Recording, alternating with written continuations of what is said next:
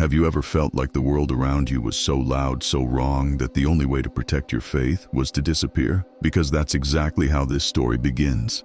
Not with a miracle, not with an army, but with a few young people who quietly decided, we can't live like this anymore. This is the story of the people of the cave. They lived in a society where belief in one God was dangerous. Power belonged to a tyrant.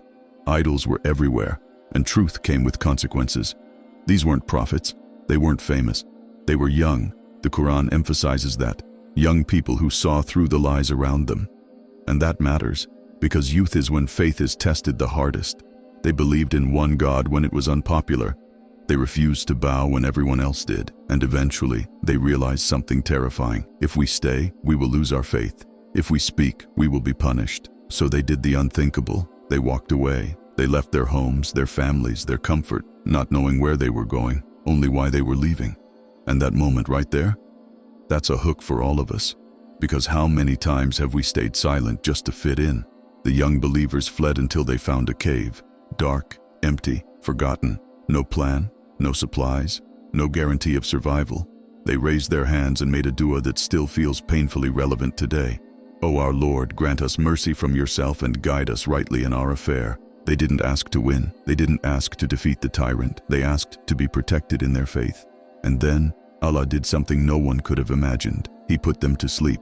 Not for a night, not for a year, for centuries. Time stopped for them, but not for the world. The sun rose and set, carefully angled so it wouldn't harm their bodies. Their loyal dog lay at the entrance, stretching its forelegs, guarding them faithfully. Anyone who saw the cave would feel awe, even fear. Allah was protecting what they couldn't protect themselves. Sometimes when you step away for Allah, Allah takes over in ways you can't see. Hundreds of years passed, empires fell, kings died, beliefs changed. And then one day, they woke up, hungry, confused. One of them said, "How long have we been asleep?" "A day, or part of a day," they guessed. That line always hits me, because sometimes we think our struggles last forever. But in Allah's plan, they're just moments. They sent one of them to the city to buy food, quietly, cautiously, afraid the world was still the same. But it wasn't. The coins he used were ancient. The people stared. The language had shifted. The city itself had changed. And suddenly, the truth came out. These weren't rebels anymore. They were signs. Proof that resurrection is real. Proof that Allah controls time. Proof that faith, even when hidden, is never forgotten. Their story spread. Scholars debated them. People argued about their number. Some said 3, some 5, some 7. But the Quran says clearly, "My Lord knows best their number." Because the number was never the point. The point was this: when faith becomes heavy, Allah makes a way. When the world pressures you to compromise, Allah sees you.